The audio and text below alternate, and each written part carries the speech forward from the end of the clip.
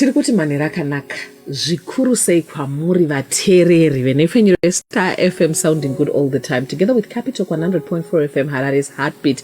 Welcome along to the second edition of a brand new segment that we now have on the Gospel Grace. We call it New Week, New You, and I'm super excited because it's Easter Sunday where we're having our second episode. My name is Yvonne Tivachke, and our guest again this week, we had her last week as she was pioneering the segment, is Prophetess Tecla Gutsa of God's Powerhouse Ministries.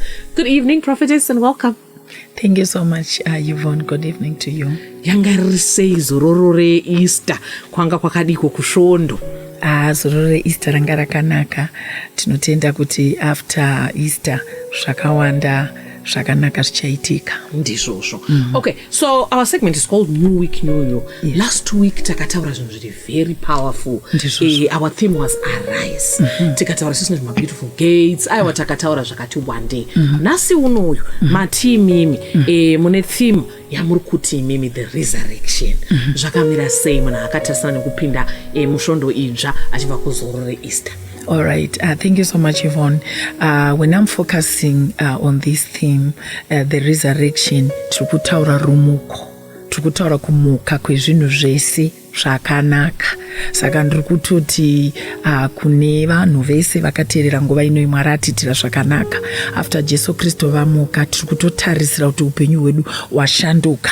Vamuka neutano, vamuka nemufaro, vamuka nekuyanana, vamuka nezvese zvakanaka zvatiri kutarisa mukati meupenyu hwedu. So it's going to be a good time, good season from now going kumberi kwatiri kuenda. Saka munhu manje ane zvinhu zvake zvaari kutarisa achiona kuti anditoita ma New Year's resolutions tapinda second quarter ka Prophetess. Ndizvozvo chaizvo. Saka munhu ari kutarisa so ari kuona kuti hapana chati chachinja. Zvinhu zvachona zviri kutoratidza kuti ndogona kuti zosvika December pasina chaitika. But ari kubelieve kuti power resurrection. Oita say, how can you apply that concept of resurrection in your everyday life as you get into this brand new week? How can your mind be renewed and you be new and the things zviri muupenyu hwako zviita unyu? All right. Kuti mind yako ive renewed, Yvonne, pari kungoda kuti ti apply soko raMwari. Hakuna chimwe chatinogona kuapply. Go back to the word of God and what the word says about the power of the resurrection. Kuti chiko chakamboitika paresurrection. I love the resurrected Jesus because atondisiyanira ndi Jesu mwechete, but andisiyanira nepe anga asati amuka. Paamuka pakaitika mwe minana nerimwe simba ratakapiwa. Atichachemi kuti semukadzi wokubuda ropa. Kuti zvino zvandiri kukwanisa kumuona nhasi nchaita sei. The resurrected Jesus is omniscient, he's omnipresent, he's everywhere. What we just need to do is just need to pray, and there patinongonamata he appears. Sezvinotaura soko raMwari muna Luke 24 vachienda kuEmmaus pana 13 vachitotaura zvavunyaya vachitaura zvakanga zvaitika, he appeared. Saka ndiri kuda kuti patiri kuapply the power of resurrection tidzoti akamuka ngatingozivai kuti patichatotaura nezvake chitaura kuti anoporesa, healing will automatically come. Pachange tichitaura kuti anopa rugare, the peace of God shall automatically come. Saka nyaya iripo ndeyekuti tizive kuti the power yakamuka ina Jesu resurrection yange yakanyanya because he was now God himself. He was resurrected by the Holy Spirit. He was now full of power. He was now God himself. Saka paanongotaurwa nezvake, he appears. Hey, power. Tiri kunzwa kuti it's very, very powerful. Ma situations atinosangana nawo mamwe acho anenge achiratidza kuti kuchinja kwawo kunogona kuda kunetsa. So now as we conclude takuda kunopedza.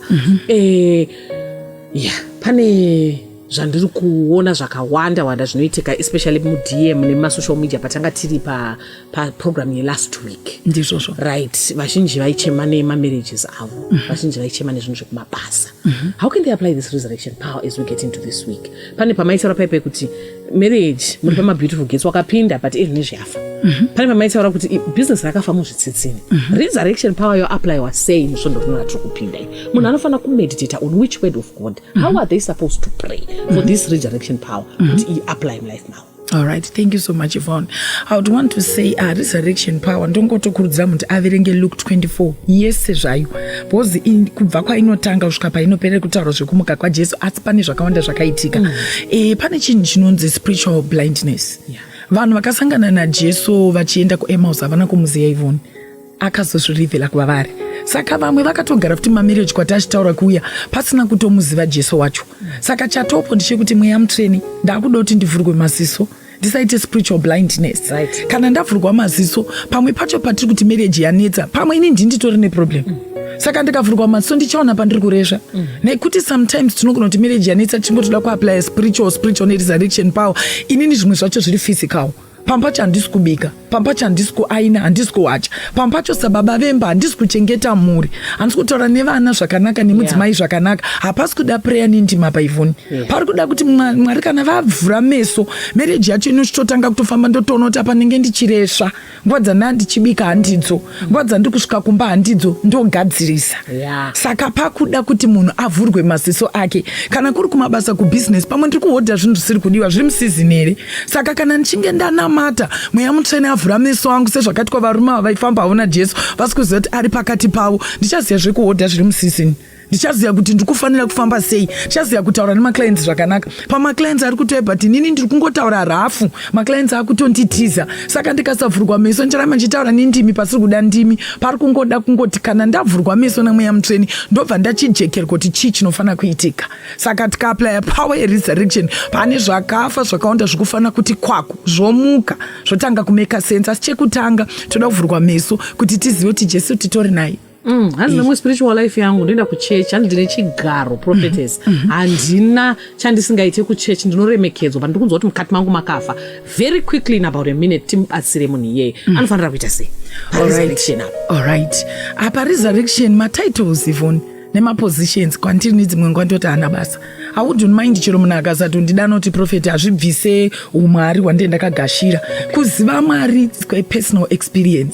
Kuziva Mwari kuno kuburikidza nekuverenga shoko raMwari nekunzwa zvinotaurwa pamusoro paMwari ndo experience personally. Matitles, mapositions anogona kutopiwa kumunhu akarasika, anogona kutopiwa kumunhu asikazive Mwari wacho. Vanhu tinogona kupa matitle, taona munhu akapfeka suti yakanaka muchechi tota anogona kuita editor kana anogona kumira kufinance, togona kupa title kana position kusutu.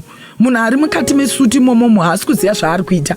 Saka kuti munhu amutswe pana Mwari, chekutanga anoda relationship naMwari, odzokera pana Mwari. Sezvamati quickly regai ndikotaura ndichiti zvakafanana nekuti kuziva kwako Mwari hakugoni kupomerwa pauri, kwada kuti wombotsvagawo Mwari pachako. Wonaika pana baba Abhurahamu vainzi bhururu waMwari, vachifamba vachitaura naMwari, asi mudzimai wavo hapana chaiziva nezvaMwari. No wonder why akaenda kuzvibhorani akadzoka ane nyaya dzekuti kuna baba, torai mudzimai ari pano pamba uyu muzvare mwana. Ndo panozvarwa vana Ishimairi nenyaya yekuti mukadzi haasi kuziva Mwari. Murume ndiye bhururu waMwari, ndiye ari kutaura naMwari achiudzwa kunzi ndichakupa mwana ndichadi in old age. Asi mai ava vari kugara nemurume vachimubikira havasi kuziva kuti murume wavanotaura kusvika papi naMwari. Ndo panotiratidza kuti zvekuziva Mwari ivhoni hazvipomerwe nemunhu wandinogara naye. Ini I have to seek God for myself. Munhu iyeye anenge aine position yake nechi ngaambodzokera padrawing board ambofunga kuti pakati pangu naMwari ndoita sei kuti nditsvage Mwari, ndivawane, ndive neukama nawo, ukama naMwari. Asana ne 1 minute. Saka toda kuti 30 seconds prayer yekupinda